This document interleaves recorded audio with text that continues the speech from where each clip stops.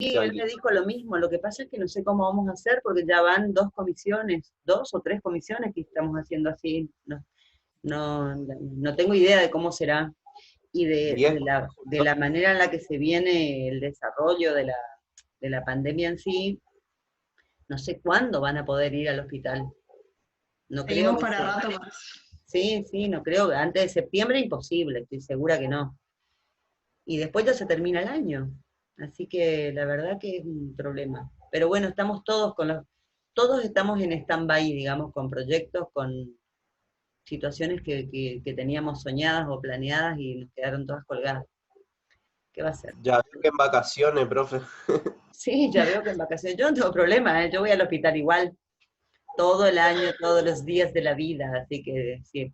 Y la El año- Facu pagamos los 12 meses, así que Y bueno, entonces cuando quieran, conmigo están invitados. Ya el año pasado, cuando teníamos los prácticos en el hospital, que yo no podía ir por la mañana 2 veces por semana, porque hubo un cambio ahí, me llamaron, yo no era docente. Los chicos iban conmigo al consultorio a la tarde. No sé si llegaron a hablar con alguno de los chicos del año pasado, pero era muy, muy lindo que vayan al consultorio y que vean cómo es la atención de consultorio también, porque eso es otro mundo, aparte del paciente hospitalario que está internado. Y muchos bajaban conmigo y no hacían, pero miraban cómo hacíamos los ecos, pues yo hago eco en el hospital. Entonces hay muchas cosas que pueden ver y pueden aprender y pueden absorber. Fíjense, ustedes tienen mi teléfono, así que cuando se reorganice todo, el que esté interesado en ir, por ejemplo, a escuchar una tarde de consultorio, no digo que vayan todas, pero el que quiera hacerlo, está cordialmente invitado a hacerlo, ¿saben? bueno, profe, ¿usted está en el hospi nomás?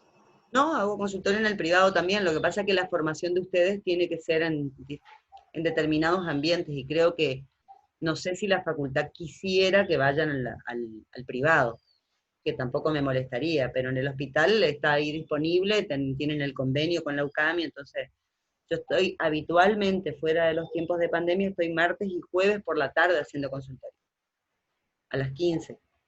Así que veremos. Ustedes quédense con el teléfono agendado. Entonces, cuando se reinicien todas las actividades, eventualmente o hablan con alguna de las coordinadoras de la carrera o me hablan a mí directamente, yo no tengo problema. ¿Saben? Bueno, profe, muchas gracias. Va a ser bueno. Ojalá podamos nomás. Ojalá podamos, ojalá esto pase pronto. Bueno, a ver, ¿cuántos estamos? Estamos 9, vamos a ir arrancando. Bien. Bueno, el otro día uno de los compañeros de ustedes había planteado que quería por ahí ver algo de hipertensión arterial. Yo estuve mirando el teórico que les dio el doctor Moreno y es muy completo su teórico, fue muy, muy interesante, digamos, me parece que los lineamientos básicos de lo que es diagnóstico, estratificación de riesgo y manejo del paciente hipertenso se los dio. Yo les preparé 2 casos cortitos, no vamos a hacer una discusión profunda del caso en sí, sino por ahí, a medida que los vamos discutiendo, me interesa mucho que ustedes aporten, que ustedes pregunten, que ustedes cuestionen, que ustedes comenten qué harían, cómo harían, qué estudiarían, qué pedirían, porque prefiero eso a darles, ya tuvieron un buen teórico, no es necesario que yo profundice con eso. Sí, más bien sacarle dudas de las cuestiones básicas o del manejo cotidiano de los pacientes hipertensos, ¿sí? Saben ustedes que la hipertensión arterial es una de los factores de riesgo más prevalentes en la sociedad. Saben también que las complicaciones asociadas a la hipertensión arterial son graves, el daño de órgano blanco es grave siempre, generalmente a nivel del aparato cardiovascular, específicamente de la parte, digamos, favoreciendo el desarrollo de enfermedad coronaria, de cardiopatía hipertensiva, de insuficiencia cardíaca, de arritmias asociadas, a nivel del cerebro, con la enfermedad cerebrovascular, con las complicaciones relacionadas con los accidentes cerebrovasculares y el daño por la microangiopatía que se desarrolla en el cerebro por hipertensión, a nivel vascular en general, enfermedad carotidia, enfermedad periférica, enfermedad vascular sistémica, a nivel renal, el fallo renal crónico, que es una complicación grave y que afecta mucho la calidad de vida del paciente, aparte de afectar obviamente su sobrevida. Y a nivel de otros órganos o blancos o diana, como la retina, provocando también retinopatía hipertensiva con compromiso de la visión. Entonces, todas situaciones que pueden prevenirse solamente con el control de las cifras de tensión arterial. Cosa muy compleja de lograr, porque la mitad de la población hipertensa no lo sabe, no sabe que es hipertensa, empecemos por ahí, o sea que ahí ya tenemos un universo o una población que escapa a cualquier estrategia que podamos implementar de tratamiento para aliviar o mejorar o prevenir el desarrollo de estas complicaciones a largo plazo. Y del 50% restante que se conoce hipertenso y que consulta, la mitad de ellos a su vez no tienen un adecuado control de la tensión arterial y por ende no tiene prevención de las complicaciones a largo plazo. Entonces nos queda un muy escaso margen de pacientes en los que realmente tenemos algún impacto o podemos resolver la situación o protegerlos o prevenir el desarrollo de daño de órgano blanco. Extremadamente prevalente, motivo de consulta extremadamente frecuente en el consultorio de cardiología eterno y en los consultorios de clínica médica también, y en las guardias de emergencia también. ¿Está? Así que vamos a pegarle un pantallazo. Arranquemos con el primer paciente, yo se los describo y ustedes van opinando, ¿sí? Estamos hablando de un paciente de sexo masculino, de 63 años de edad, que es fumador, no tiene un consumo de tabaco, digamos, no es un tabaquista pesado, pero sí fuma hace muchos años, en promedio 10 cigarrillos por día, es diabético a su vez, esa diabetes se la diagnosticaron hace aproximadamente 6 años, y está en manejo solamente con tratamiento médico, con medidas higiénico-dietéticas, no con fármacos, con un adecuado control o con un buen control metabólico por parte del diabetólogo. Suma a estos dos factores de riesgo que estamos viendo, que es hipertenso también, se la diagnosticaron a la hipertensión aproximadamente hace 5 años, y está mal controlada a pesar del tratamiento combinado, tomando una tiazida más un bloqueante beta, por lo que su médico de cabecera o médico clínico, cardiólogo, quien fuere, le agrega enalapril, 20 miligramos de enalapril por día en un solo comprimido. El paciente consulta para un control anual y en el examen físico encontramos que tiene una tensión arterial de 170/90. ¿Hasta ahí? ¿Estamos? Sí, profe. Bien, muy bien.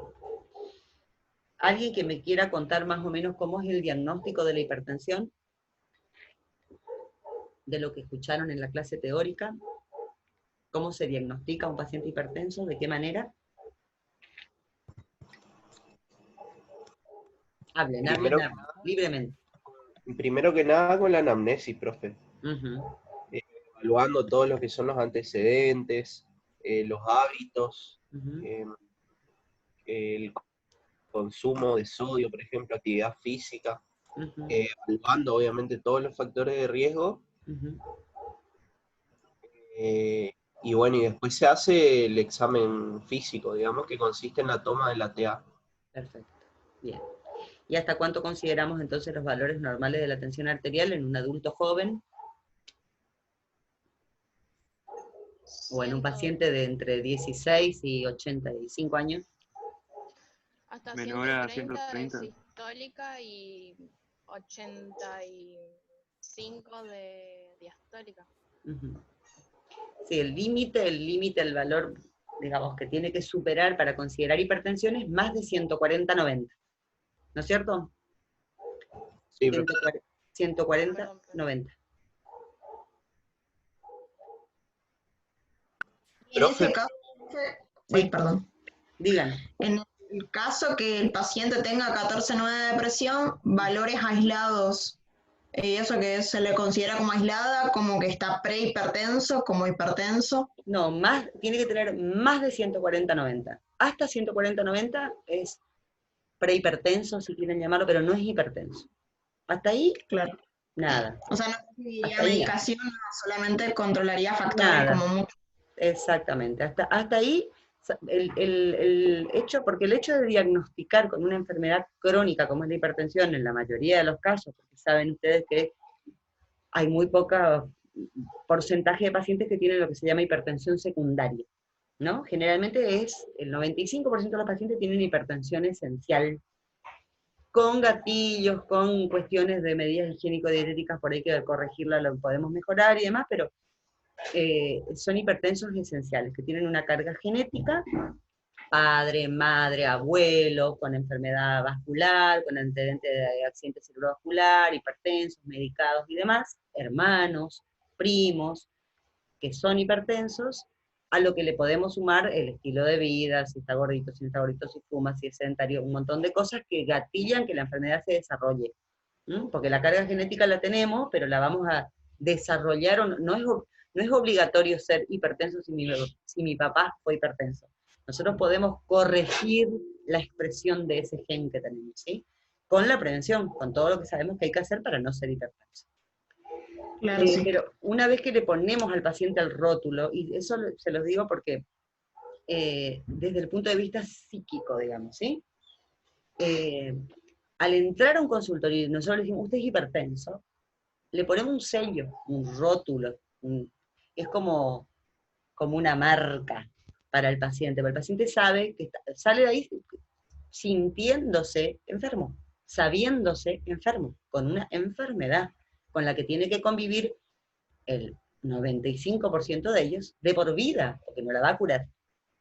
Entonces, hay que hacer un diagnóstico certero, no en una sola consulta, no con una sola toma, con varios registros, para decirle realmente al paciente, usted es hipertenso, y en base a eso, considerar después las diferentes estrategias terapéuticas. Pero para el paciente es un cambio de la salud a la enfermedad, directamente. Entonces no podemos, lo digo porque con frecuencia es como que es muy liviano el diagnóstico de hipertensión. ¿Me explico? No es un diagnóstico que se tire, está bien, no le estamos diciendo que tiene un cáncer en un estadio terminal, pero le estamos poniendo el rótulo de enfermedad y lo vamos a medicar o le vamos a poner, el paciente que tiene una enfermedad crónica tiene que venir rutinariamente a controles, tiene pasa de nivel, a un nivel que para su calidad de vida no está bueno. Entonces, asegurémonos que lo que vamos a decir es real, porque las conductas que vamos a tomar después también van a depender de, por supuesto, el diagnóstico inicial. Entonces, el control de la tensión arterial tiene que ser hecho correctamente, con un cierto tiempo de reposo, con el paciente en una determinada posición. Eso ya lo vieron en el teórico, y habrán tomado ustedes alguna vez la tensión arterial, lo han visto hacer, saben cómo es la técnica, ¿no? Sí, profe. Bien. Parece muy sencillo, pero en realidad no es tan sencillo, ¿sí? Es un acto rutinario, es algo que se vuelve recontramecánico, pero tengan en cuenta todas las cositas que el doctor les contó en el teórico para hacerlo. Una de las cosas, por ejemplo, en este caso, este paciente es fumador. Si hubiera fumado media hora antes de entrar al consultorio, es un dato relevante porque el tabaco es vasoconstrictor. Y la cifra de hipertensión que tenemos en el examen físico puede estar, relacionada con ese pucho que se fumó antes de entrar al consultorio. Y nosotros corregimos la medicación en base a esa cifra de tensión arterial. El paciente en su cotidianeidad tiene 120/80, no tiene 170/90. ¿Está? ¿Bien? Sí, profe. Datos. Profe, una consulta. Sí. Con respecto a eso que hablaba de la toma de presión arterial, que parece sencillo y no lo es, yo no sé si el profesor mencionó o no en el teórico o yo no escuché, si es lo mismo tomar con el aparatito que tiene el manómetro, o hoy hay muchos aparatitos que son como automáticos. Sí. Los automáticos son geniales, algunas marcas. Hay mucho, como todo lo tecnológico, hay de mejor calidad y de menor calidad. Los que se usan, que están avalados por la Sociedad Argentina de Cardiología, de los que son automáticos, por así decirlo, hay una marca específica, y no estoy sponsoreada por ellos, que son los Omron. Ajá, sí, sí. Tienen que ir acá, al antebrazo, ¿sí? Ah. No los que van a la muñeca. ¿Vieron que hay muchos que van acá a la muñeca? Eso, sí. Si le tienen que sugerir al paciente que se compre uno para controlarse en el domicilio, díganle que ese no se compre. Porque ese, ok. si lo coloca acá, va a tener un valor, lo coloca acá, va a tener otro valor, lo coloca así, va a tener otro valor. No son muy fiables, no son muy confiables. Sí, los que Profe, van acá, de determinadas marcas, insisto. Sí, y, cuando se toma, por ejemplo, los miembros inferiores, ¿sirve o no? sí, es más, se toma en determinadas patologías o sospecha de patología, se toma acá abajo, acá a nivel de la articulación del tobillo, digamos que es la que tiene un calibre aceptable como para que podamos poner un manguito, ¿no? Y se hace a veces la diferencial entre lo que son miembros superiores y lo que son miembros inferiores. Se ve afectada en muchas situaciones. Por ejemplo, en una patología de la que no sé si hablaron en algún momento, pero una patología que provoca hipertensión arterial corregible, tratable, curable, que es la coartación de aorta. ¿Escucharon hablar de la coartación de aorta alguna vez? Es Sí. una malformación del vaso, habitualmente de origen congénito, puede ser de diferentes calibres, digamos, cuanto más estrecho es, habitualmente es supraórtica, o sea, está la válvula, está el callado, sale la subclavia, y después de la subclavia está la estrechez. En general, puede estar en cualquier lugar, pero es la ubicación más frecuente. Puede estar en la aorta descendente, en la aorta torácica, generalmente acá arriba, bien arriba, alta, ¿sí? Pero después de la emergencia de los grandes vasos, entonces no está inmediatamente después de la válvula, está un poquito más allá. Por eso, como ya dio las dos arterias de los miembros superiores, la estrechez está posterior a eso. En los brazos el paciente va a estar hipertenso, severamente hipertenso, lo van a encontrar severamente hipertenso. Y en las piernas no. Hay mucha diferencial, porque abajo la presión de perfusión es mucho más baja, post-estenosis. ¿Me explico? Entonces, una de los complementarios en el examen físico, un foco que tiene que tener el médico cuando sospecha una coartación de aorta, es tomarle la presión en los miembros inferiores. Y la otra, que se usa también, la diferencial del brazo-tobillo, es en aquellos pacientes que tienen enfermedad vascular periférica, que tienen ateromatosis en los miembros inferiores, tiene severa ateromatosis, entonces el paciente puede tener clínica como claudicación intermitente, dolor en las pantorrillas al caminar, pies fríos, pérdida del vello, alteraciones tróficas, se da mucho en diabéticos, hipertensos, tabaquistas, como este paciente.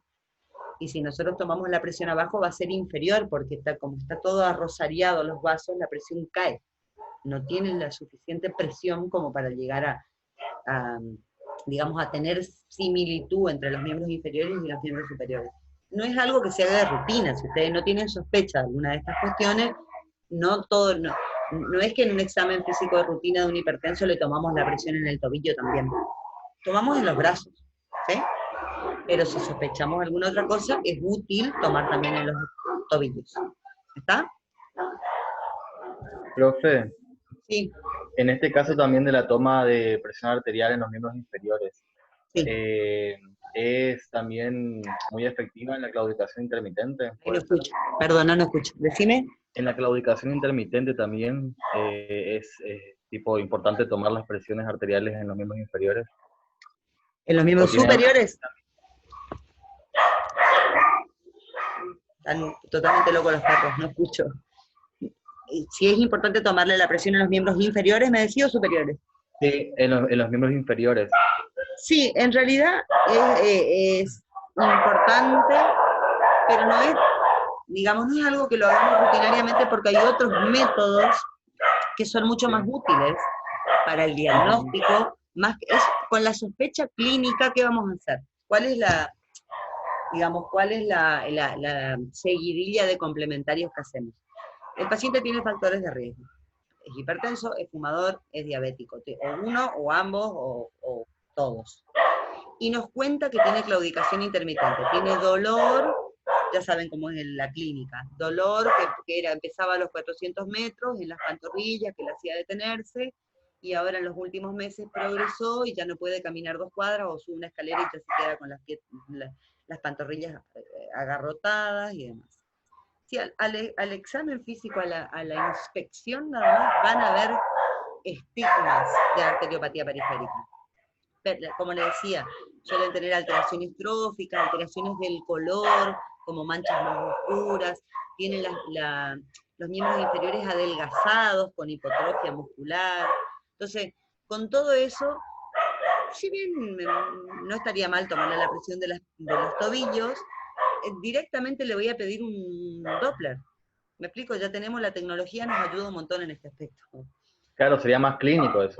Claro, porque sí, voy a seguir sumando sospecha, pero ya tengo un montón de sospechas. Solo con los factores de riesgo tengo sospechas, ¿no? ¿Me explico?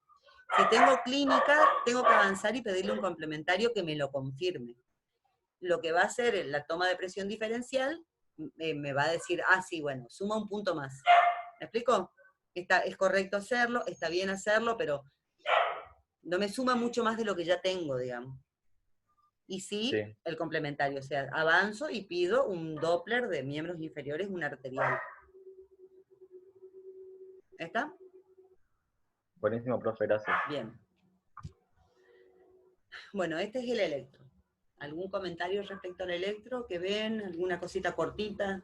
Básica. Alguien que me diga 2 o 3 conclusiones.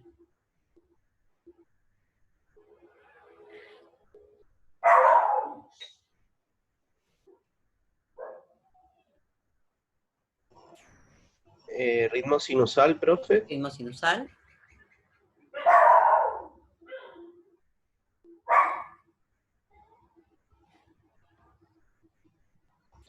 Más o menos 70 es la frecuencia cardíaca, ¿puede ser?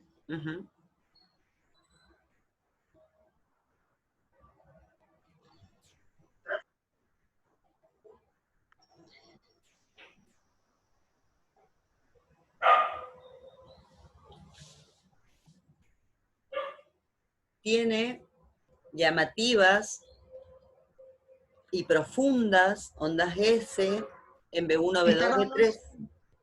¿Sí? ¿Las ven? Y tiene... Pero no parecen Q, profe. ¿Cómo? Que no parecen las Q patológicas. No. Tiene una R, a ver, esperen, porque con el dedo les muestro y no van a ver. Acá, ahí, no se la ve mucho, pero tiene una R embrionaria, se llama, ¿sí? Una pequeña R, no es un QS esto. Tiene una R muy chiquitita y una S muy profunda.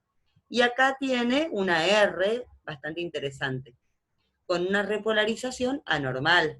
Ven que el ST es un poquito, tiene un mínimo infradesnivel, muy poquitito.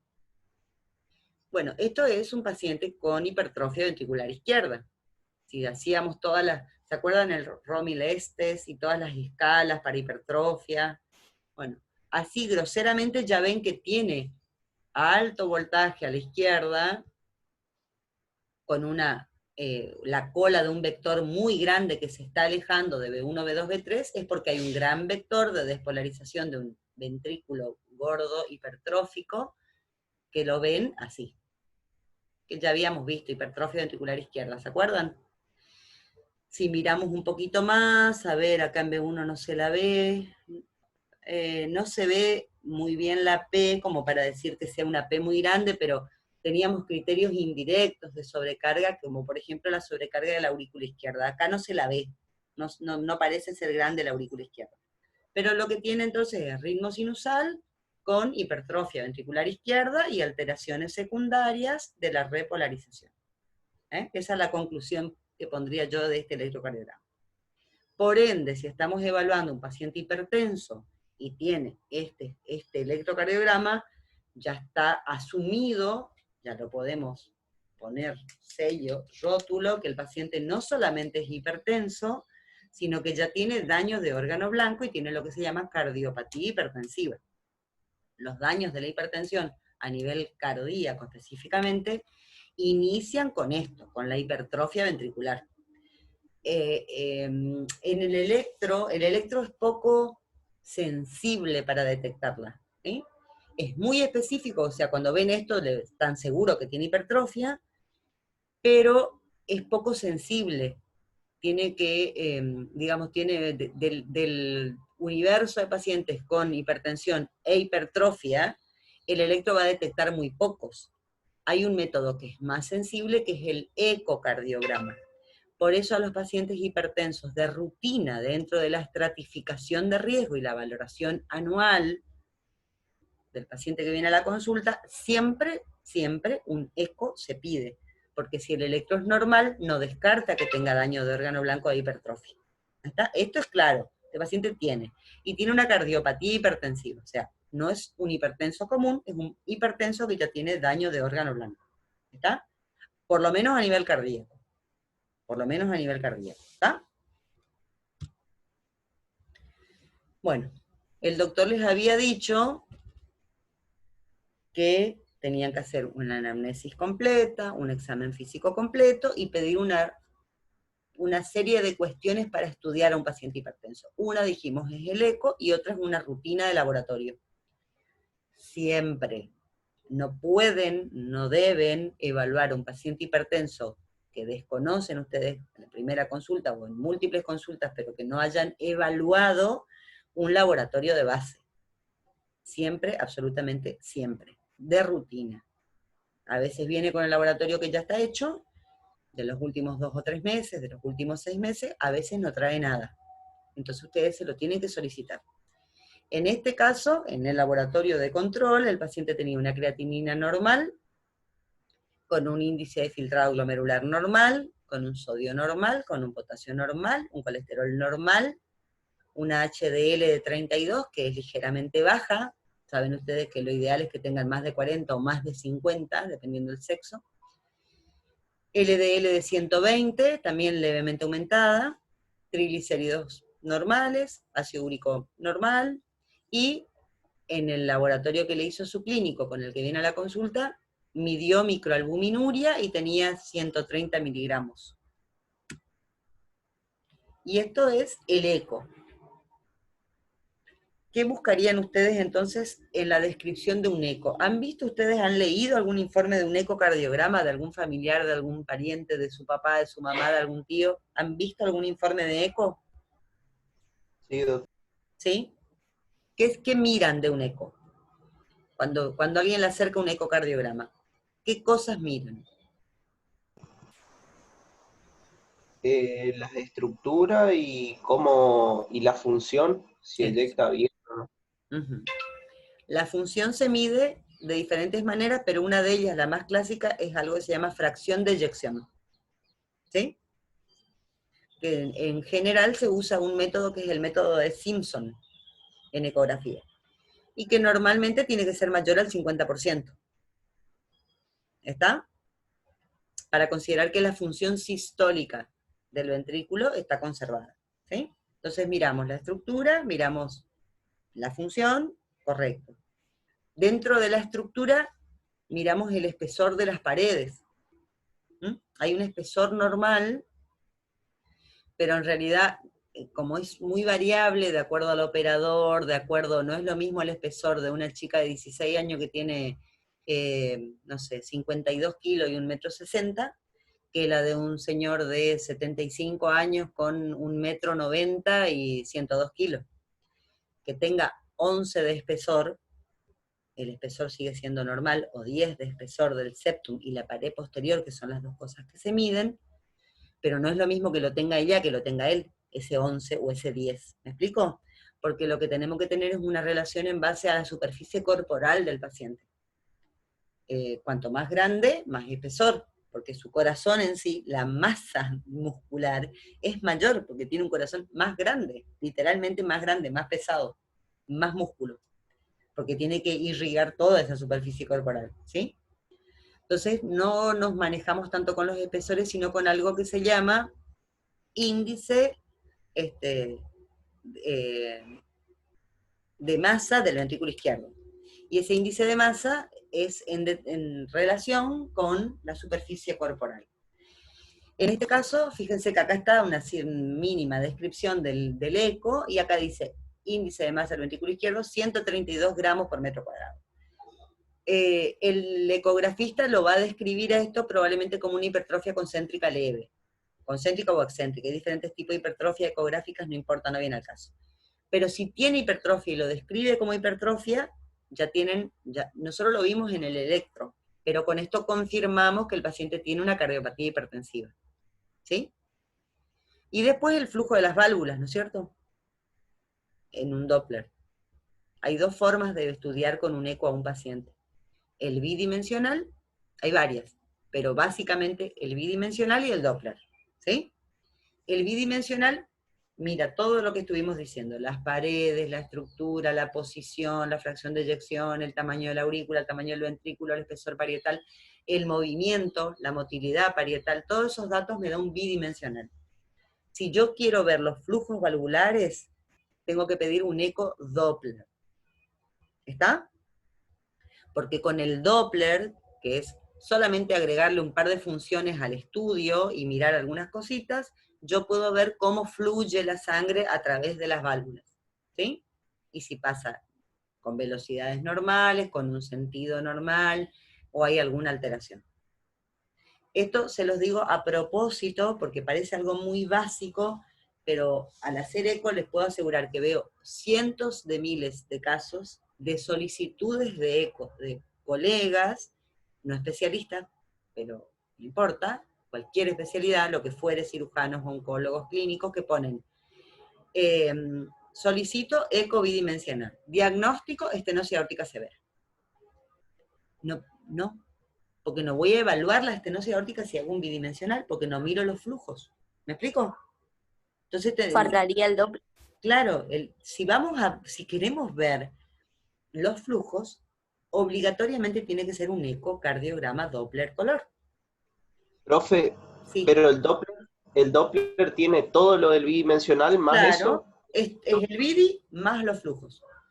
Entonces, si yo quiero hacer un eco, en realidad en los países primermundistas se hace todo Doppler. O sea, no existe el bidi, no se hace solo bidi.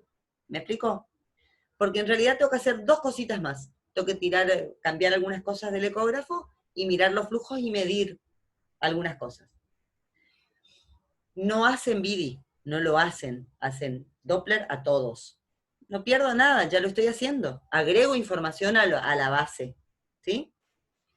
Cuestan distintos, se los digo por el privado, no por el hospital. En el hospital, o en la salud pública, siempre paga a alguien. Ustedes saben que nada es gratis en salud. Pero como que a nadie le importa porque como creen que es público y es de todos, no es de nadie. Ese cerebro argentinísimo, inexistente, pero es así. Duro, pero es así. Entonces, por ahí viene el paciente y yo estoy sentada haciéndole el eco en el hospital y veo que sospechan una estenosis aórtica y le hago un Doppler. Obviamente le informo un Doppler. Hago todo e informo un Doppler, pero en realidad no estoy obligada a informarlo. Si me guío por lo que me pide el colega, le toca hacer un BIDI. Y nunca va a saber si tiene una estenosis aórtica o no. Puedo describir la válvula, puedo ver que la válvula está con restricción de su movilidad, calcificada, esclerótica, eso puedo describir, pero no puedo informar si tiene una estenosis aórtica o no, si es severa o no, si es moderada o no. ¿Entienden? Porque no le hice el Doppler. Entonces, cuando van a buscar patología valvular, siempre escriban en el pedido ecocardiograma Doppler color. Aconsejo siempre, yo pidan Doppler a todo el mundo, no pierden nada y se suman información. ¿Sí? Mínimamente le va a informar flujos valvulares normales. En este caso, por ejemplo, le hicieron un Doppler y dice ligera insuficiencia mitral. La insuficiencia mitral trivial no existe, no importa, no pasa nada, no suma datos en este caso al paciente hipertenso porque es leve. Ni siquiera está relacionada con su cardiopatía hipertensiva. Yo puedo tener insuficiencia mitral leve, cualquiera de ustedes puede tenerla en un Doppler porque son unas gotitas de sangre que vuelven atrás en cada sístole, regurgitan hacia la aurícula izquierda porque la valva es laxa, porque no coapta del todo, no significa nada, no tiene manejo específico, no nada. ¿Sí? Pero pueden encontrar otras cosas. Podrían encontrar, por ejemplo, que el paciente tiene una insuficiencia aórtica severa. Si tuviera una insuficiencia aórtica severa, va a ser hipertenso, va a ser muy hipertenso, porque la insuficiencia aórtica se caracteriza porque provoca hipertensión. Porque ese volumen parásito que vuelve, la insuficiencia aórtica, la válvula está dañada, tiene alguna patología, el flujo que salió hacia la aorta retrograda, regurgita, en la diástole vuelve al ventrículo, y esa sobrecarga sobre lo que viene desde la aurícula, llenando el ventrículo en diástole, más ese flujo parásito que no debería estar ahí, provoca que en la próxima eyección el volumen eyectado sea mayor. ¿Sí? Entonces, ese volumen, ¿me explico? ¿Me entienden? ¿Me siguen hasta ahí o no? En los, Sí. ¿genera Dale. hipertensión en estadios graves o ya desde estadios leves de insuficiencia aórtica? Si es severa, generalmente provoca hipertensión, se asocia a hipertensión, porque ese Ajá, volumen es mayor y ese volumen mayor, la fórmula para la hipertensión, aparte de la resistencia del vaso, es el volumen minuto, ¿no? Ujú. El volumen de sangre que eyecta el corazón en cada latido, volumen Ujú. sistólico en el minuto, digamos, ¿sí? En todo un Sí. ciclo cardíaco. Y eso va a provocar hipertensión. Habitualmente tienen algo que se llama presión diferencial, tienen muy alta la sistólica y muy baja la diastólica, porque la diastólica, la sangre regurgita y baja la presión, ¿me explico? En la diástole vuelve el volumen de sangre al ventrículo y cae súbitamente la presión dentro del vaso, ¿entienden? Entonces tienen 180-60, por ejemplo, eso es muy clásico de la insuficiencia aórtica. ¿Está? No es el caso de Sí. este paciente, no es el caso. Pero digo que es un dato relevante dentro del eco. Cuando vean un eco, traten de pedir siempre Doppler. La diferencia de costo no es tan alta. Si le autoriza una obra social en el privado a hacer un BIDI, le va a autorizar un Doppler, digamos. No es que le van a rebotar por pedir con esa palabrita, Doppler. Y le va a sumar siempre información. Traten de hacerlo siempre con Doppler. ¿Está? Estado. Bueno, entonces hasta ahora era diabético, era tabaquista, era hipertenso, estaba severamente hipertenso, vino al consultorio, estaba hipertenso en la consulta, en el electro tenía hipertrofia ventricular izquierda y en el eco tenía confirmada la hipertrofia por el índice de masa del ventrículo izquierdo, ¿sí? Entonces un paciente con daño de órgano blanco. Bueno, habíamos dicho que como estaba hipertenso, venía tomando, ustedes recuerdan, tomaba una tiazida y un beta bloqueante, pero como estaba hipertenso le habían agregado enalapril. ¿Recuerdan? Sí, profe. En la evolución le repiten al paciente un laboratorio y había aumentado la creatinina y había aumentado también la urea. ¿Mm? No mucho, pero había aumentado bastante, significativamente, digamos, ¿sí? Tenía una placa de tórax, que también es parte de la valoración del paciente hipertenso, que no tenía ninguna alteración, el fondo de ojo también era normal, le repiten al mes el laboratorio de control, y el paciente vuelve a marcar un incremento en la creatinina. Le piden un clearance de creatinina, que es juntar la orina 24 horas y hacer el cálculo del clearance, y había caído sustancialmente el índice de filtrado glomerular a 38 mililitros por minuto, que es muy patológico y que habla ya de un daño renal, de un compromiso renal. ¿Mm? La microalbuminuria, por otro lado, que es otro valor que se mide en la orina de 24 horas de la estratificación de riesgo de los hipertensos, era negativa. Eso es llamativo. Generalmente cuando hay compromiso renal, lo clásico hubiera sido encontrar que tenía microalbuminuria, ¿sí? Bueno, en este contexto, paciente severamente hipertenso, con triple esquema de drogas, ¿sí? 3 esquemas de drogas, que le agregamos IECA y deterioró la función renal, el clínico o el cardiólogo con perspicacia le pidió una ecografía renal y una ecografía de vasos renales. Y lo que encontró fue una disminución de tamaño del riñón izquierdo, y en el eco, y después confirmado con una angioresonancia, se apreciaba una estenosis de la arteria renal del lado donde estaba el riñón chiquitito, ¿sí? Una estenosis de la arteria renal. Se consideró al paciente como portador de hipertensión vasculorenal de probable origen aterosclerótico, se lo estudió con una arteriografía, o sea, se revisó con contraste, un medio invasivo, que es la arteriografía, se confirmó el diagnóstico de que había una estrechez de ese vaso, y se lo trató colocando un stent, una prótesis, en esta zona. Esta es la fotito de la arteria, esto es la aorta. Esto que ven acá, esta rayita blanca, es el catéter con el que el doctor que lo está estudiando está liberando ahí el contraste. El contraste tiene yodo. El yodo es nefrotóxico. Entonces, en los pacientes que tienen cierto compromiso de la función renal, todos los estudios angiográficos con contrastes iodados se tratan de hacer con el menor volumen de sustancia posible de contraste, y hay unas variedades de contraste que son nefroprotectores, por así decirlo, o sea, tienen menos chance de provocar daño a nivel renal. Son los que se llaman de baja osmolaridad, y esos son los que se usan en los pacientes con problemas renales de base. Se usa poco volumen de la sustancia y se trata de usarlos de baja osmolaridad, que son los menos nefrotóxicos. No es que no sean, son los menos, ¿sí? El mal menor.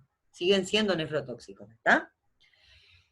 Cuando vamos a estudiar a un paciente que tiene patología renal de base, insuficiencia renal de base, con una arteriografía, en este caso fue de los vasos renales, porque teníamos la sospecha que tenía enfermedad aterosclerótica vascular, pero si le hiciéramos un cateterismo para ver las coronarias, es la misma historia. Usa el mismo método, usa el mismo contraste, entonces siempre tenemos que proteger a ese riñón. Es bueno, es de buena práctica que lo vea el nefrólogo antes, es bueno que esté bien hidratado antes, que lo internemos 24 horas antes, que le pongamos una vía con una buena hidratación, que posterior al estudio pongamos una hidratación que tolere, ¿no? Bien manejada, profusa, para que lave rápido ese contraste y proteja ese riñón, porque podemos terminar con un problema grave deteriorando la función renal. Incluso hay pacientes que terminan en diálisis después de un procedimiento como este. ¿Sí? Anécdota. Pónganlo ahí a un costado como para recordar que los pacientes con daño renal, cuando van a ser sometidos a alguna arteriografía de cualquier territorio, siempre tienen que tener protección y control de la función renal, porque pueden deteriorar mucho su función. Este tratamiento logró que el paciente mejore sustancialmente sus valores de tensión arterial, porque tenía una causa secundaria, que era la estrechez de la arteria renal izquierda. ¿Está? No es lo que van a ver habitualmente en el consultorio. Es un 5% de la población los que podemos llegar, no digo a curarla, porque a veces ya tenemos otros factores, pero lo que agravaba en este caso la hipertensión y la volvía muy, muy difícil manejo, era que tenía una causa corregible como la estrechez de la arteria renal. ¿Está? Profe, una pregunta. Diga. Para ver si hay una estenosis o no de la arteria renal, ¿no se podría usar un Doppler nomás? En vez de una Sí, ya lo han arteriografía? lo han hecho. Vieron que en los pasos, cuando deterioró la función renal, lo que hicieron fue pedir un Doppler. En el Doppler había estigmas, el índice de resistencia, hay un montón de cosas que ve el Doppler, que ya era muy sugerente que tenía una estrechez, le pidieron una angioresonancia y lo confirmaron. O sea, el diagnóstico lo hicieron con métodos no invasivos. Esto que acaban de ver aquí es el tratamiento. Para poder colocar el stent, primero hay que revisar con una arteriografía. Y en el mismo procedimiento ya colocaron el stent y dilataron el vaso. ¿Está? Era para tratarlo. No todos los pacientes con una estenosis renal, o sea, no es necesario llegar a la arteriografía para el diagnóstico, ¿me explico? Se lo puede hacer con los métodos no invasivos que vimos antes, que no tienen riesgo para el riñón. ¿Está? Bueno, entonces teníamos que tenía una lesión aterosclerótica en el origen del vaso, de la renal izquierda, que estaba severamente obstruida, y que eso generaba isquemia en el riñón y generaba que se desencadenen todos los mecanismos hipertensivos correspondientes a esa isquemia renal. ¿Sí? Liberación de renina, angiotensina, aldosterona, y crisis hipertensivas permanentes con hipertensión de difícil manejo. Lo trataron, le pusieron un stent, y mejoraron los valores de presión. Lo más frecuente es que sea de origen aterosclerótico, más del 70% de los casos. Este paciente tenía todos los factores de riesgo para hacer enfermedad vascular de cualquier territorio. Dijimos periférico, coronario, carotidio. Los pacientes que tienen factores de riesgo no eligen un territorio. Los pacientes que tienen enfermedad vascular la tienen en forma sistémica. Algunos tienen más afección de un territorio que de otro, pero es muy frecuente que se superpongan, que se solapen entre sí. El que tiene enfermedad coronaria suele tener enfermedad vascular periférica, el que tiene enfermedad carotidia suele tener enfermedad coronaria, y así sucesivamente. ¿Está? En este caso era aterosclerótica, pero hay otras etiologías de estenosis de la arteria renal, como la displasia fibromuscular, que es más frecuente en individuos jóvenes. ¿Sí? No era el caso de este paciente, era aterosclerótica, pero cuando tengan un hipertenso muy severo, que sospechen que tenga enfermedad renovascular, le pidan un Doppler y encuentren una estrechez, no piensen en una enfermedad aterosclerótica y sí en una displasia fibromuscular, que se trata de una manera similar, también con dilatación, con arteriografía renal y colocación de prótesis. ¿Estamos? Profe, Sí. profe, tengo una duda de siempre, de vieja ahora. ¿Un aneurisma de aorta se puede llevar a una aorta disecante? ¿Un aneurisma disecante de aorta? Son patologías diferentes. El aneurisma de aorta abdominal es generalmente es infrarrenal, está en la aorta abdominal, por debajo de la emergencia de las dos renales, se relaciona con, los factores de riesgo son los mismos. Hipertensión está fuertemente asociado al tabaquismo, fuertemente asociado, o sea, el paciente fumador habitualmente, yo le diría que el 80% de los aneurismas se dan en tabaquistas, hipertensos, tabaquistas y todos los demás factores de riesgo, sedentario, obeso, diabético también, ¿sí? Pero fundamental, tabaquismo e hipertensión. Es una patología en la que el vaso, el calibre de la aorta normal es de 4 centímetros, ¿sí? En la aorta abdominal. El calibre varía en todo el trayecto. Saben que se inicia acá en el tórax, después de la válvula, se inicia el tronco, el callado de la aorta, se vuelve para atrás, desciende, baja hasta el abdomen y se bifurca ahí abajo en las dos ilíacas, ¿sí? Entre las renales y las ilíacas habitualmente está la ubicación más frecuente, el 85-90%. Lo que ocurre es que hay una debilidad de la pared del vaso que, por los factores de riesgo que hemos dicho, no bien controlados, va aumentando la tensión, el estrés parietal y va dilatando el vaso, ¿sí? Pasando ese diámetro máximo que está entre 40, máximo es 40. Eso no, en realidad no depende mucho de la superficie corporal, está estandarizado para el manejo. 41, 42, 43, hasta 45 es tolerable, por así decirlo, ¿sí? Y cuando crece más de 45, ya el riesgo de ruptura por el estrés de la pared es como un globo. Es exactamente como un globo que yo inflo. Digamos, el material del globo se vuelve más frágil, está más factible de ruptura, cuanto más lo inflo, ¿sí? Cuanto más grande está, se vuelve más delgada la pared, más el estrés parietal, y se puede romper. Lo mismo pasa con el aneurisma. Cuando se complica, tiene una mortalidad superior al 60%, o sea, cuando se rompe, porque imagínense que toda la volemia es así súbito, es una catástrofe. La ruptura de un aneurisma de aorta abdominal.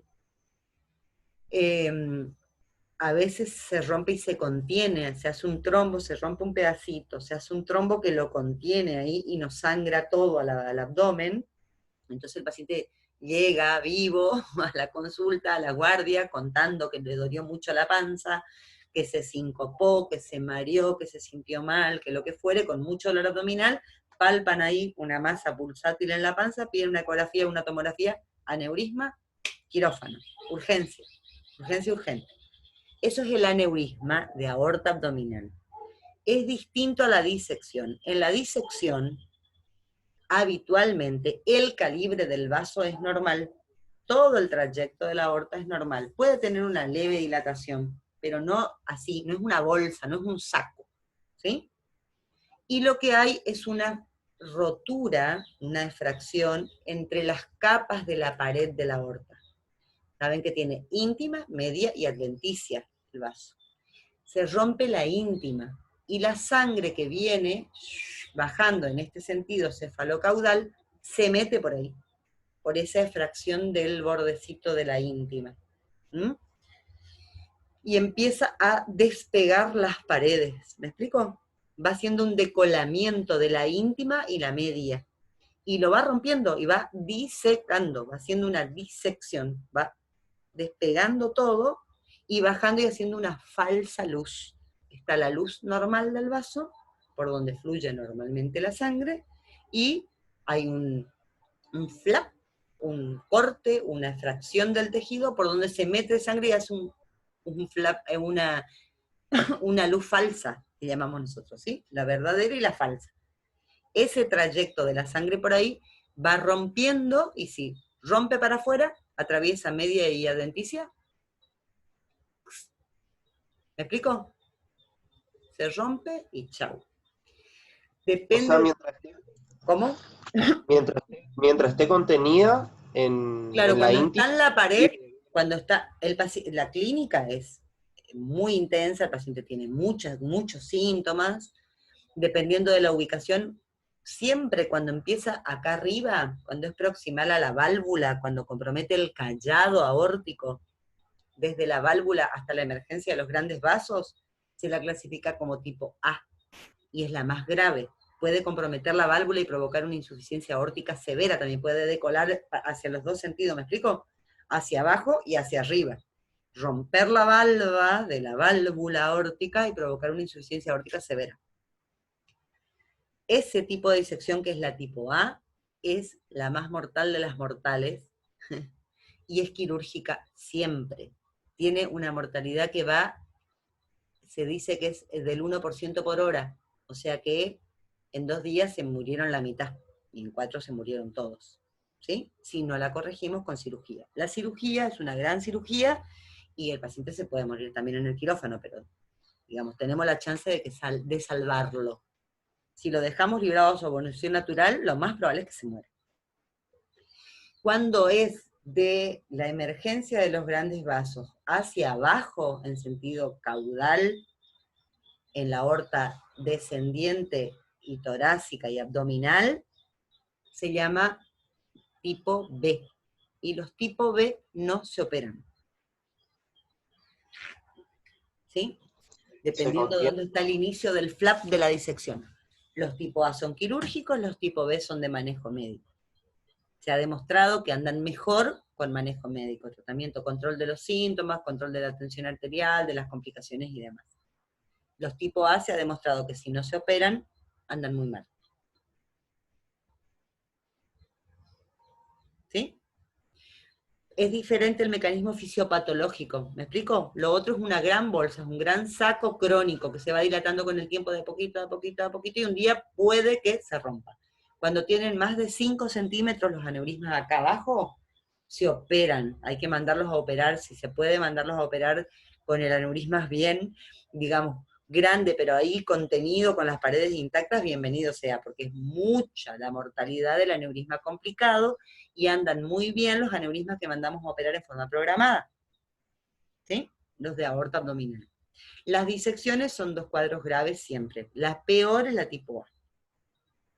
Y tienen ese mecanismo, es distinto el mecanismo. ¿Sí? ¿Se entendió la diferencia? Sí, profe. Bien. Sí. Los hipertensos tienen muchas, o sea, la hipertensión es uno de los factores de riesgo más importantes para la disección de aorta. El tabaquismo es mucho más importante en el aneurisma abdominal. ¿Eh? Bien. Bueno. Esto era algo que les quería mostrar. Dijimos que el paciente deterioró la función renal cuando le agregamos medicación antihipertensiva, que era un enalapril de 20 miligramos, es un IECA, ¿sí? Ustedes saben más o menos cuáles son los fármacos antihipertensivos, ¿tienen algo de manejo de fármacos? ¿Sí? Bien, entonces, los IECA son uno de los fármacos más utilizados mundialmente para el tratamiento de la hipertensión, son fármacos muy económicos que se consiguen en cualquier farmacia, son una familia de fármacos que tienen lo que se llama efecto de clase, o sea, todos tienen similitudes, lo que varía por ahí es la farmacodinámica o la farmacocinética del fármaco, la cantidad de dosis diarias o los miligramos, pero no cambian los efectos desde el punto de vista del efecto farmacológico, así como también los efectos adversos. Son todos una gran familia. ¿Cuál es el mecanismo de acción de los IECA? Dijimos, renina, la renina actúa sobre el angiotensinógeno que viene del hígado, transforma en angiotensina 1, esto por la enzima convertidora va a angiotensina 2, que tiene múltiples efectos. Uno es provocar vasoconstricción, y otro es a nivel de la médula, de las glándulas suprarrenales, la liberación de aldosterona, aumenta la producción de aldosterona, que va al riñón, y tiene efectos sobre el recambio, el intercambio sodio-potasio. Pierde potasio, retiene agua y sodio, la aldosterona. ¿No está? Entonces lo que hacemos desde el punto de vista del fármaco es bloquear a la convertidora de angiotensina, un inhibidor de la enzima convertidora de angiotensina, entonces tenemos menos producción de angiotensina 2, menos vasoconstricción, menos liberación de aldosterona de la glándula suprarrenal, menos retención de sodio y agua, menos liberación también de potasio, y por ese mecanismo, menos vasoconstricción, menos retención de sodio y agua, control de la tensión arterial. Ese es el mecanismo antihipertensivo de los IECA. ¿Está? ¿Eso lo tienen claro? Sí, profe. ¿Sí? Y los ARA2, que son similares, pero tienen algunas características particulares, son otro grupo de fármacos antihipertensivos, ampliamente usados. Por ejemplo, díganme un nombre de un antagonista, de un ARA2. ¿Saben cuáles son los ARA2? Losartán. El losartán, el telmisartán, el valsartán, el irbesartán, ¿sí? Tienen un efecto que es posterior a la convertidora, porque lo que hacen es bloquear los receptores de angiotensina, ¿sí? 2. ¿Está? Sí. Bien, no los estoy viendo, no veo a nadie, entonces no sé si me están escuchando o no. Pero bueno, tienen un efecto posterior, que es un efecto a nivel receptor, no es sobre la enzima convertidora. Por eso tienen algunas cositas que los diferencian. Por ejemplo, los IECA también actúan sobre una enzima que degrada las bradykininas, ¿sí? No tiene nada que ver desde el punto de vista antihipertensivo, pero ¿cuál es el problema? Al inhibir a esa enzima que degrada las bradykininas, se elevan las bradykininas, pues no tienen a su regulador, y al aumentar provocan uno de los efectos colaterales más frecuentes de los IECA, que es la tos. ¿Está? Ese efecto, al no tener efecto sobre la inhibidora de las bradykininas de los ARA2, no lo tienen los ARA2, es un efecto colateral muy, muy característico de los IECA, y que lo podemos corregir rotándole a una droga que actúa sobre los mismos mecanismos, un poquito más allá a nivel receptor, y que no actúa sobre la degradación de las bradykininas. ¿Ahí está? Sí. Bien. ¿Qué pasa cuando hay una estenosis de la arteria renal? En este caso era de un solo riñón, no era bilateral. Puede darse que sea bilateral y que los dos riñones estén isquémicos, ¿sí? Cuando el riñón está isquémico libera mucha renina, muchísima renina, y toda esta vía, no miren los bloqueos, no miren las drogas, solamente la vía normal de producción de angiotensina, angiotensinógeno, angiotensina 2, aldosterona y la acción sobre los túbulos renales. Esto está todo aumentado, está todo potenciado, porque el riñón está isquémico, al riñón le llega poco flujo. Entonces lo que trata de hacer el riñón es mejorar su flujo. ¿Cómo? Liberando todos los mecanismos que tiene para subir la presión arterial. ¿Entienden? Para mejorar su propia perfusión. Él entiende que le llega poco, entonces trata de subir la presión por todos los medios para que le llegue más flujo de sangre, porque está isquémico. Y lo hace activando todo el sistema renina-angiotensina-aldosterona a full. Lo tienen súper activados. Por eso están tan hipertensos cuando tienen estrechez de la renal. Ese es el mecanismo de la hipertensión. ¿Está? Una de las maneras de proteger al glomérulo, que depende de la irrigación de la arteriola aferente, o sea, le llega la sangre por una arteria hasta el ovillo del glomérulo, sale la sangre por la arteriola eferente. Manejan eso de nefrología. ¿Sí? La fisiología del riñón. ¿Estamos todos de acuerdo hasta ahí? Sí. Bien. Entonces, uno de los mecanismos que tiene el riñón para proteger el glomérulo, que siga teniendo perfusión, como acá le llega poco, porque acá estaría la estrechez en la arteria, entonces acá le llega poco flujo. Le llega poco, ¿qué hace? Constriñe la eferente. Entonces acumula sangre acá, ¿entienden? Aprieta, baja, sube la presión en la arteriola eferente para que el flujo se mantenga más tiempo en el glomérulo y pueda filtrar, porque no tiene presión de filtración, porque le llega poca sangre. Esa vasoconstricción de la arteriola eferente es el mecanismo de protección glomerular del riñón isquémico, porque tiene una enfermedad al vaso, la arteria renal. Cuando yo le doy un IECA, ese mecanismo lo corto. Bajo la presión en la eferente, cae la presión de filtración, daño a las nefronas, insuficiencia renal. ¿Está? ¿Me siguieron? ¿Me entendieron lo que expliqué? Por eso es que a un paciente que tiene una función renal normal, es hipertenso, y tiene una función renal normal o levemente movida, yo le agrego un IECA o un ARA2 y empeoro su función renal, a las 2 semanas veo que duplicó la creatinina o la urea en el laboratorio, alarma, alarma, alarma, alarma. Pienso que puedo estar provocando yo ese daño o ese deterioro o esa peoría de la función renal con el fármaco que agregué. ¿Está? Entonces, hago urgente un control de mi riñón, si no lo he hecho antes, de un Doppler renal, de una ecografía renal, busco, miro, profundizo, que les llame la atención el compromiso de la función renal, la peoría de la función renal después de agregar estas drogas.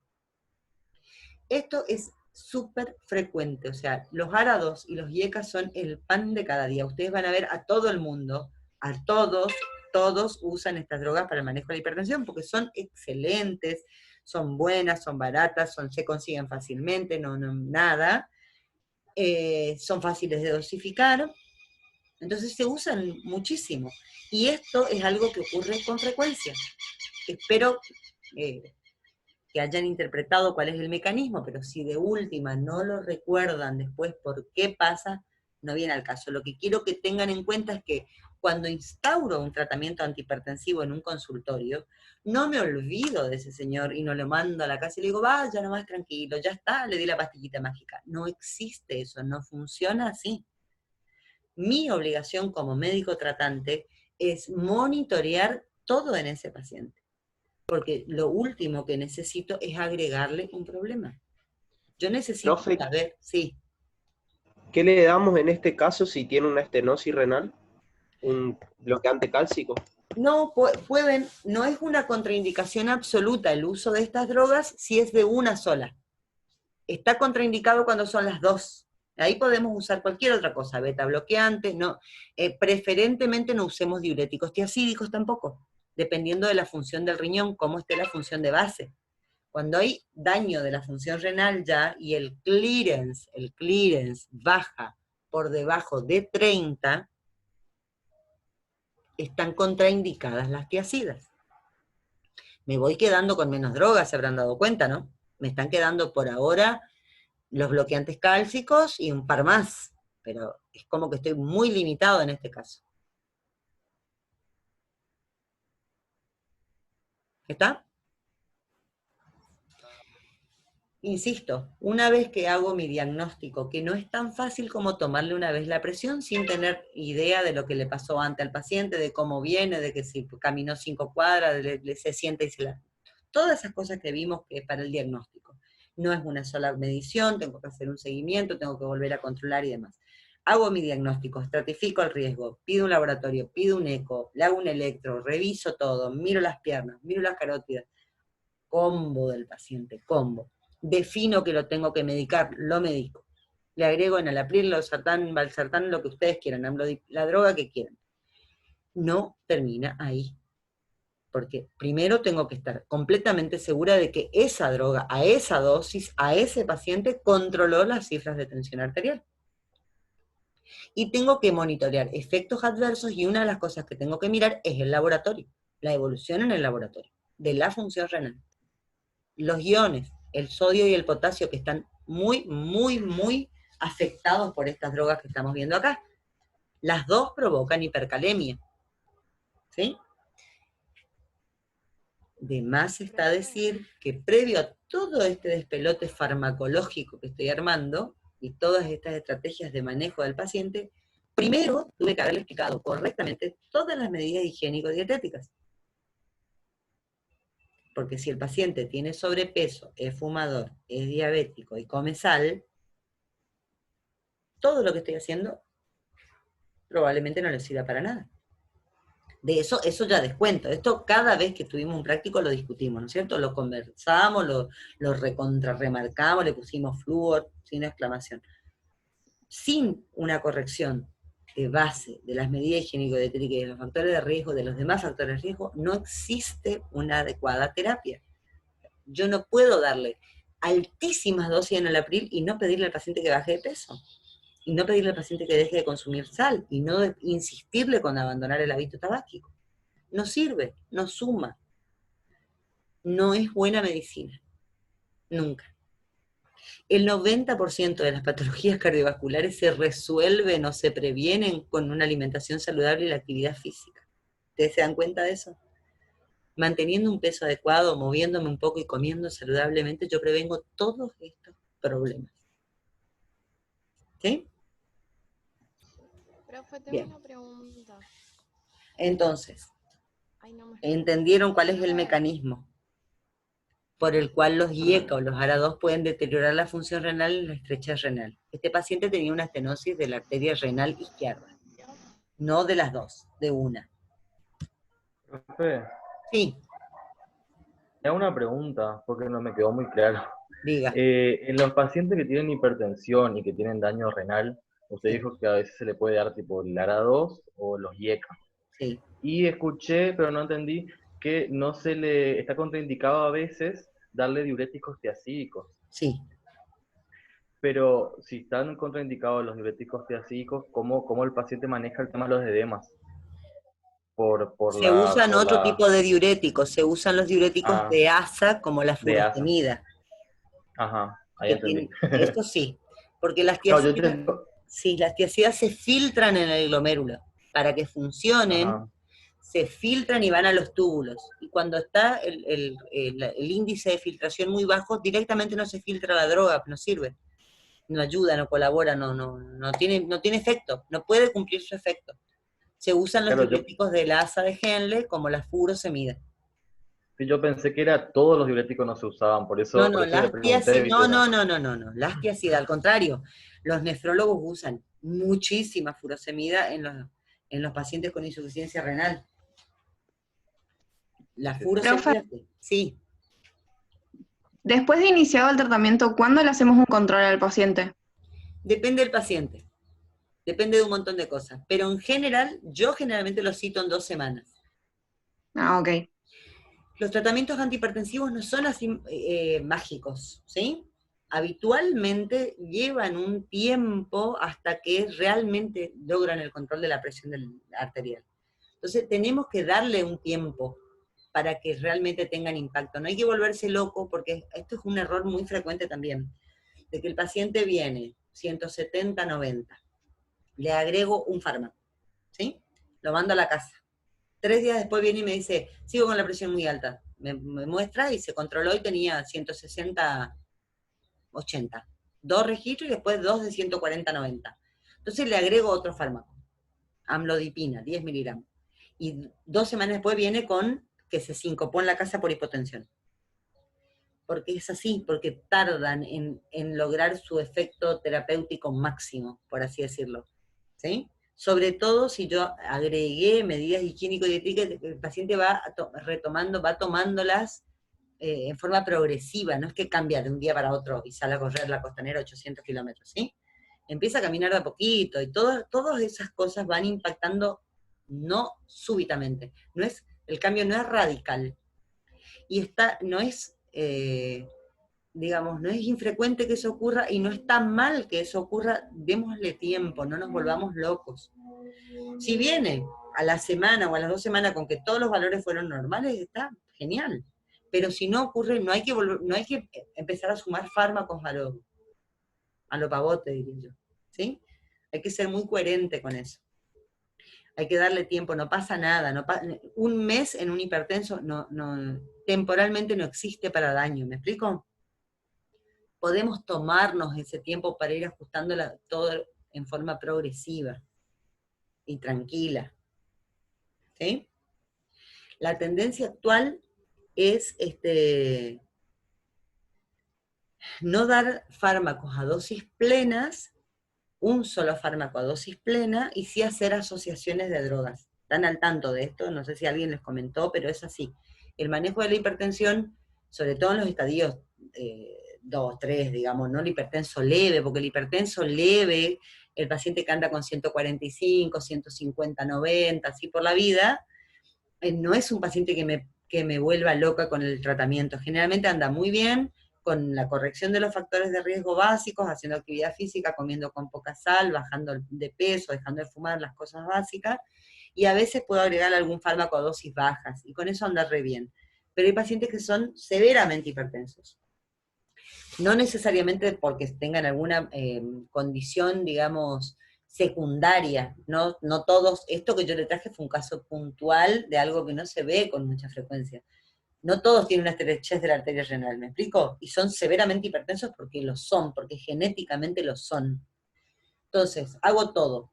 El consumo de sal. Bueno, el tema de la sal. A ver, vamos a hacer una cosa práctica ahí. ¿Cómo le dicen ustedes al paciente con respecto al consumo de sal? ¿Cómo se lo recomiendan de una manera práctica? ¿Tienen idea? Y que se dosifique. Ajá. ¿Y cómo? ¿Cuánto es la sal que tiene que comer en el día?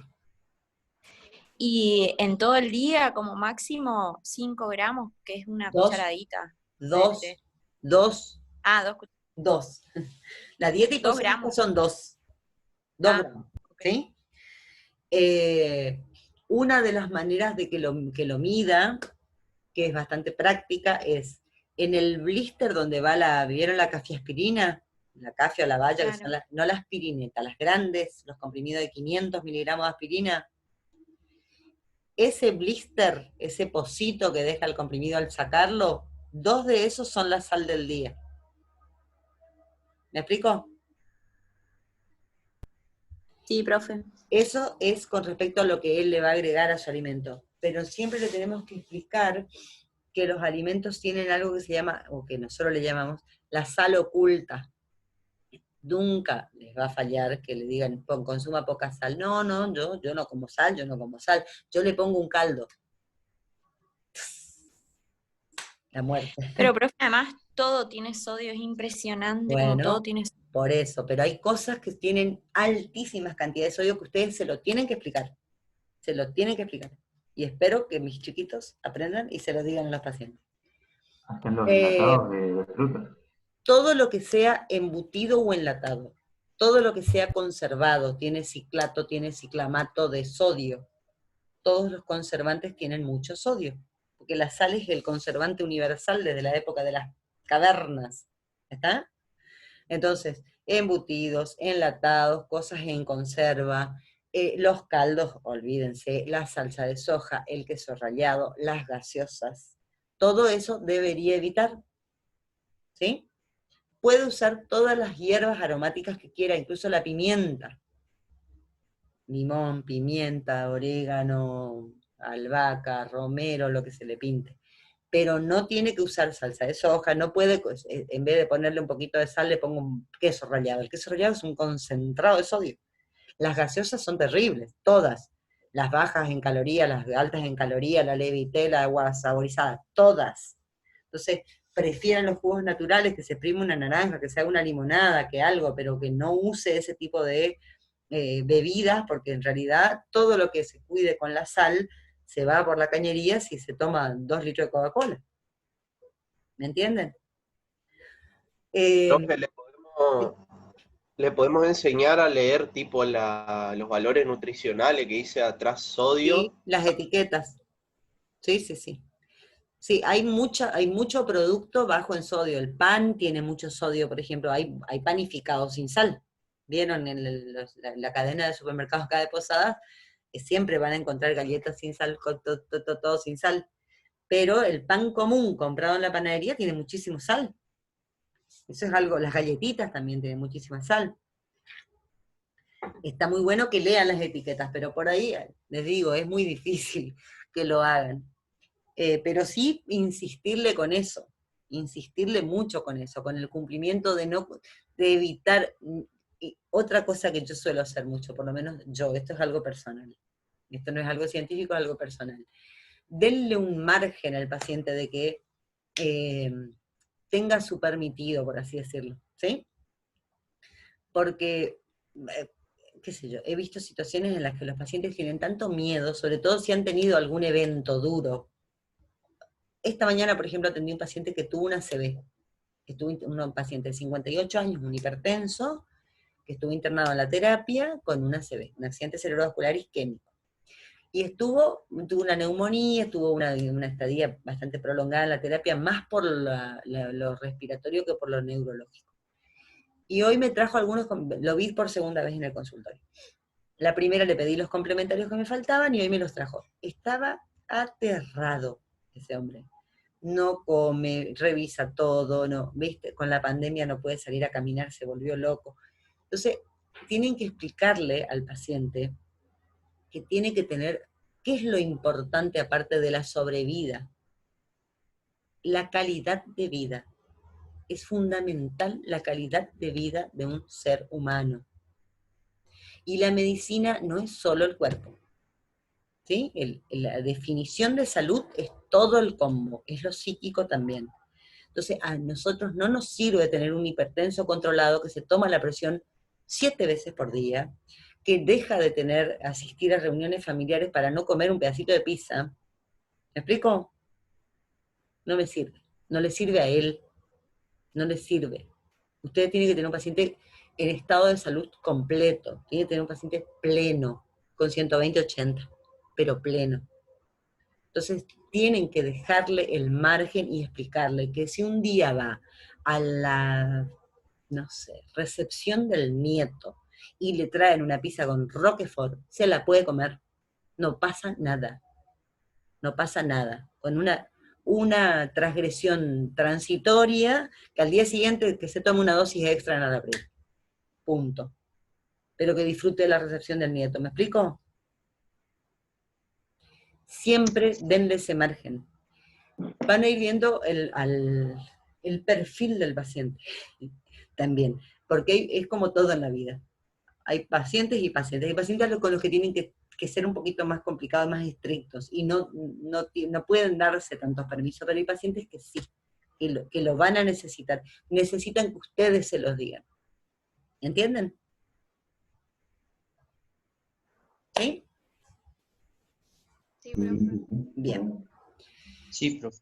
Dijimos que estábamos hablando de específicamente, hay 4 o 5 grupos de drogas antihipertensivas. Dijimos que la tendencia mundial hoy día es, para el manejo de la hipertensión, usar asociaciones de drogas. Bajar las dosis y asociar fármacos. No dosis plenas de uno solo, sino medias o bajas dosis de 2 o 3 fármacos, dependiendo del estadio de la hipertensión. Esto ha demostrado lograr un mucho mejor control de las cifras de tensión arterial, con una mucho menor o con una menor tasa de efectos adversos o efectos colaterales de las drogas. ¿Está? Por eso van a ver que hay muchos comprimidos que ya vienen asociados. Valsartán, amlodipina, hidroclorotiazida, losartán con hidroclorotiazida, amlodipina con bisoprolol, así. ¿Sí? En un solo fármaco. Losacor D, losartán, hidroclorotiazida, que ya vienen en el mismo fármaco. ¿Sí? Porque se usan mucho, se usan cada vez más. Los ARA2 y los IECA están indicados en la hipertensión arterial en todos los estadios, en la mayoría de los pacientes, todas son drogas de primera línea dependiendo del paciente. Siempre tienen que tener en cuenta que no hay una indicación de que uso primero en todos los pacientes. Primero pruebo con tal droga y después le agrego otra. No funciona de esa manera. El tratamiento de la hipertensión es entallado, es específico, es personalizado y va a depender del paciente la droga que elija. No hay una guía en la que yo tenga, primero empiezo con esto, subo la dosis, bajo la dosis, voy a agrego esto. No funciona de esa manera. ¿Sí? Sí, estamos hablando mucho de los IECA y ARA2 porque son los más usados, se pueden usar en todos los estadios de hipertensión y están especialmente indicados en los pacientes diabéticos. ¿Por qué? Porque tienen un montón de otros efectos beneficiosos aparte del control de la tensión arterial. Uno de los efectos es el efecto nefroprotector. Los diabéticos suelen tener muchísimo daño renal, muchísimo compromiso renal, es otro órgano que se compromete mucho en los diabéticos con mal control o con inadecuado control o con largos años de evolución. Entonces, si nosotros tenemos dos factores de riesgo que dañan el riñón y tenemos un fármaco que protege al riñón, lo prefiero. ¿Sí? En los diabéticos y en los pacientes con insuficiencia renal, tenemos también un punto de corte distinto para iniciar la medicación antihipertensiva o considerar hipertenso al paciente. ¿Sabían eso? No sé si les comentaron eso. En general, en la población en general, 140-90 dijimos hoy, ¿no es cierto? En este grupo de pacientes renales crónicos y diabéticos, 130-85 y ya puedo medicar. Ya debería medicar. Tengo que tener ese nivel, es más bajo. Para considerarlo hipertenso y para agregar fármacos se toman valores más bajos, porque se demostró que esos pacientes se benefician más. ¿Está? Y ni hablar de los pacientes hipertensos con insuficiencia cardíaca, donde la indicación de los IECA y de los ARA2 en este caso no son solamente para el control de la tensión arterial, sino que son drogas de indicación formal de primera línea en el manejo de la insuficiencia cardíaca. Bajaron la mortalidad, bajan los números de hospitalizaciones, disminuyen la progresión, todo eso son los efectos beneficiosos de los IECA y de los beta bloqueantes en la insuficiencia cardíaca. ¿Está?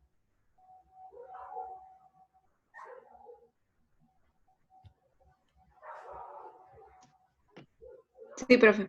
¿Será solamente en diabéticos, profesora, eso, o cualquier otra enfermedad? Diabéticos y dañe el renales riñón? crónicos. Los pacientes Renales con crónicos. insuficientes renales crónicos y diabéticos, 130-85 ya inicio fármaco. Inicio fármaco. Ya los empiezo a medicar. Porque son grupos de riesgo, de muy alto riesgo. Entonces, estoy avalada, por así decirlo, a iniciar, aparte de todo lo demás, tratamiento farmacológico. Y generalmente inicio con IECA. Porque es el fármaco de elección, digamos, en este grupo de pacientes y en los que tienen insuficiencia cardíaca. Les doy un ejemplo. ¿Y estaría mal arrancar a medicarlo con un beta bloqueante, por ejemplo? No, no está mal, pero ¿por qué voy a usar una droga que solamente baja la presión en un paciente en el que puedo bajarle la presión y proteger al riñón en el mismo acto? Yo tengo que buscar algo que sume mayores beneficios aparte del control de la presión. Por decirles, en un paciente asmático, ¿sí? Joven, 48 años, 160, 100 en el consultorio, delgado, no es fumador, no es asmático. No se me ocurriría darle como droga de primera, podría usar cualquier grupo de droga, pero ¿qué no se me ocurriría darle? ¿Cuál es el último de los fármacos que usaría? Beta bloqueante. Beta bloqueante. Puedo usar los cardioselectivos, que son específicos para el receptor beta 1, que no hay en el pulmón. que está en el corazón y en los vasos, ¿sí? Tipo bisoprolol, tipo metoprolol. Pero no usaría carvedilol, que es beta 1, beta 2 y alfa bloqueante. No usaría atenolol, tampoco. No lo, puede que no desencadene nada. Si es un asmático leve, que no tiene mucha hiperreactividad bronquial, puede que lo tolere. Pero ¿por qué voy a probar? ¿Para qué se lo voy a dar si sé que tiene un efecto colateral que lo puede dañar? No hagamos piruetas. Si tenemos 88 otras drogas, elijamos otra. Démosle amlodipina, démosle una tiacida, démosle losartán, démosle enalapril. ¿Sí? Profe, yo conozco un caso de una chica de 22 años que fue diagnosticada con hipertensión y está medicada con carvedilol. Sí, no está mal. Hay una cosa muy importante con ese grupo de pacientes. Mujer joven, 22 años. ¿Qué tengo que tener en cuenta antes de darle un fármaco? Dos cosas. En este caso hay dos cosas que tenemos que mirar. A ver quién la saca. Dos cosas. Y habría que descartar primero que nada causa secundaria antes de Sí. medicarle. Sí, bueno. No, podemos medicarla igual y después e ir estudiándola, depende de los valores y demás, ¿cierto? Pero sí, una es considerar que sea secundaria. Ajá. Sí. Los antecedentes, porque puede también que por edad joven activó el gatillo. Ujú. Sí. Yo pensaría, lo secundario es fundamental. Le pediría un montón de estudios para descartar. Por ejemplo, enfermedad tiroidea. Mujer joven, las mujeres tienen mucho más patología tiroidea que los varones. La prevalencia es, no sé, 5, 6, 1 femenino-masculino. El hipertiroidismo provoca hipertensión. Si tuviera otros estigmas, y aunque no los tuviera, o sea, si la mujer de esta chica joven de 22 años viene hipertensa, y aparte tiene 110 de frecuencia cardíaca, y aparte se le cae el pelo, y aparte anda muy nerviosa, y aparte perdió peso, y aparte le tiemblan las manos, así, derecho. Eso es muy fácil. Igual, en este caso es diabética también. Bueno, ahí esto ya es un combo feo lo que tiene esta flaca, pobre flaca. A los 22, diabetes y hipertensión. ¿Diabética tipo 1? Tipo 2, creo. Tipo 2. Bueno, volviendo a la hipertensión y los 22 años, saquemos la diabetes porque esta es una paciente compleja. No le hubiera dado yo carvedilol, no le hubiera dado enalapril. Ah, ok. A una diabética hipertensa le hubiera dado enalapril. Pero vamos a una cosa, hay una cosa que hay que tener en cuenta que es lo que quería que me digan que no me dijeron todavía. Dos cosas. Una, mujer joven probablemente esté tomando anovulatorios anticonceptivos orales. Los anticonceptivos orales son causa frecuente de hipertensión secundaria al fármaco, es un efecto colateral del anovulatorio. Entonces, mujer joven que consulta por hipertensión, pregúntenle si toma anticonceptivos, porque a veces retirando el anticonceptivo bajan los valores de presión. Uno. Dos, mujer joven en edad fértil puede quedar embarazada. Entonces, ¿qué tengo que tener en cuenta? Yo no puedo medicar con un fármaco antihipertensivo a esa mujer y mandarla a la vida, así como que nada, porque si esa chica, yo le doy enalapril o losartán, pongamos el ejemplo de esta flaca es diabética, hipertensa y tiene 22 años, está en pareja y tiene relaciones sexuales, y tiene algún método anticonceptivo, pero eventualmente, si lo tuviera, falla y se embaraza. ¿Sabían ustedes que los IECA y los ARA2 son teratogénicos y provocan daños severos en el desarrollo fetal? Están contraindicados en el embarazo. Igual que las tiacidas. Ahora me enteré. Bueno, sí. Entonces, si yo no le digo a esa chica, mira, te voy a dar un fármaco, pues se lo puedo dar igual, te voy a dar un fármaco, pero este fármaco lo vas a tomar y si te llegas a embarazar hasta que lleguemos al diagnóstico de embarazo, no es instantáneo, no es, estoy embarazada a las 12 horas. Pasa todo un tiempo, hasta que tiene el primer periodo de amenorrea, hasta que se hace el test, hasta que pasan 2, 3, 4 semanas, ¿no? Todo ese tiempo va a estar tomando la medicación. Todo ese tiempo, ceguera, daño al nervio óptico, insuficiencia renal fetal, malformaciones graves. Imagínense lo que podemos llegar a provocar. Entonces hay que aclararle que no debe quedar embarazada, que tiene que usar métodos anticonceptivos con seguridad, y que no es la droga de primera elección en mujeres jóvenes en edad fértil. Por eso justamente, porque son teratogénicos. Las tiazidas, los IECA, los ARA2, los van a ver igual súper diseminados en el mundo y prescriptos con mucha naturalidad y con mucha soltura. Pero esto es un dato que ojalá los retengan en su cerebro, porque es un dato extremadamente relevante. Los beta bloqueantes, también, por ejemplo, en este caso le dieron carvedilol. Si fuera que esta chica quede embarazada, provocan retardo de crecimiento intrauterino los beta bloqueantes. Son drogas que no son de primera línea en la embarazada. En la embarazada se pueden usar un par de fármacos nada más. Claro. Profe, Sí. ¿los más económicos son los IECA y los ARA entonces? No, mira, la mayoría son baratos. Los ARA2 no son muy baratos porque hay formulaciones, son de acción más prolongada. Generalmente se dan en una sola toma diaria y son más potentes que los IECA. Y hay de altas dosis. Para pacientes muy hipertensos usamos, por ejemplo, 320 miligramos de valsartán o 160 de valsartán o 80 de telmisartán, que son altas dosis, ¿sí? Suelen ser un poquito más caros que el enalapril es muy barato. De los sartán para arriba, los sartanes suelen ser más caros, ¿sí? Pero ninguno es extremadamente caro que un paciente no se lo pueda comprar, digamos. Te quiero decir, nos salen 5.000 pesos, 10.000 pesos, 20.000. La medicina es carísima. Cualquier, no sé, las drogas oncológicas, los quimioterápicos, los anticuerpos monoclonales que se usan para algunas autoinmunes, qué sé yo, son, no sé, 1 millón de pesos.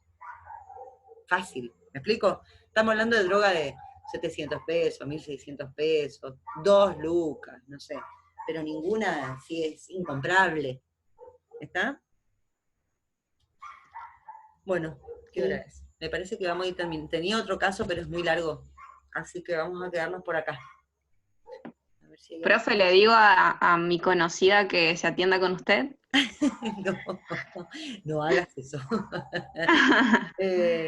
No, que se fije, sí, si quiere, qué sé yo, pero hay que tener en cuenta todas esas cosas. En una mujer tan joven hay que tener en cuenta todo eso, ¿sí? Claro. Bueno, acá hay Sí. una más que le vamos a nombrar nomás.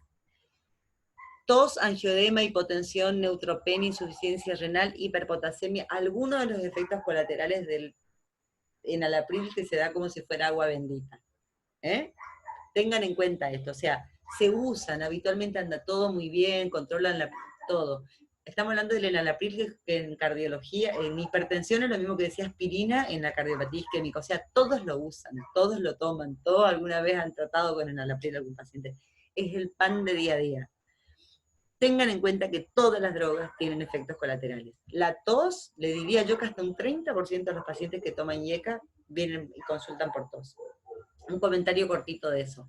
Es una tos característica, porque es una tos seca, que es como en accesos de tos, es como que le pica la garganta al paciente y tose un ratito y pasa. Es independiente de la dosis, es independiente del tiempo que lo haya tomado. Hay pacientes que toman 10 años en enalapril y de golpe empiezan con el efecto colateral. Que no lo tenían antes, no sé por qué, no está muy bien explicado, pero puede aparecer en cualquier momento del tratamiento. Y habitualmente entre 5, 7, 10 días después de suspendido el fármaco, mejora el síntoma y lo alivia notoriamente, ¿sí? Ténganlo en cuenta porque es una intervención mínima, que es rotar un antihipertensivo para aliviar una cosa muy molesta, que hay pacientes que consultan a 80 médicos, hacen placas, hacen tomografía, van al neumonólogo, los medican, los remedican, le dan antialérgicos, y hay que sacar el fármaco, ¿sí? El angioedema, bueno, como cualquier fármaco, nunca sabemos a qué el paciente puede llegar a ser alérgico sin saberlo, y puede provocar un edema y andar muy mal. La hipotensión es obvio, todos los antihipertensivos tienen como efecto colateral eventual la hipotensión sintomática, depende de cómo se lo administremos, cómo lo tome el paciente, en qué condiciones está, 1 millón de cosas pueden provocar hipotensión, es parte de su efecto terapéutico, pero llevado al extremo puede ser sintomático y ser un problema. La neutropenia es rarísima, La insuficiencia renal aguda, acabamos de ver cuál era el mecanismo en el caso de los pacientes con estrechez de las arterias renales, pero pacientes con enfermedad renal ya previa pueden agravarla al tomar los IECA. Y la hiperpotasemia por el mecanismo de acción que dijimos al inhibir la aldosterona, que es la que intercambia sodio-potasio, no se pierde el potasio, no se retiene el sodio, queda el potasio ahí. Imagínense un paciente que tiene una 2,5 de creatinina, un potasio basal de 5, yo le agrego un IECA y le digo que coma las sales especiales de estas que son bajas en sodio y altas en potasio. Perfecto el combo para que come más potasio, retiene más potasio, elimina menos potasio porque le estoy bloqueando el sistema renina-angiotensina-aldosterona. Hipercalemia. La hipercalemia es grave y la hipercalemia provoca arritmias graves, como hemos visto en prácticos anteriores, y puede llevar a la muerte. Así que por eso el chequeo y el control de la función renal y el ionograma en un paciente hipertenso en el que hagamos el seguimiento de su enfermedad. ¿Está? ¿Listo? Sí, profe. Quedamos por acá, porque es recontra tarde. ¿Sí? ¿No la vemos más, profe? No nos vemos más, a menos que ustedes quieran ir algún día al consultorio o a mis prácticos cuando arranquemos con el hospital. Seguro que sí. Bueno, Bueno, cuídense profe, mucho, un gustazo. guarden mi teléfono y Muchas gracias. que le vaya muy bien la semana que viene con los exámenes. Muchas gracias, profe. Muchas gracias, profe. La Chao, queremos. chicos, nos vemos. Buen fin de. Chao, chao. Chao, profe.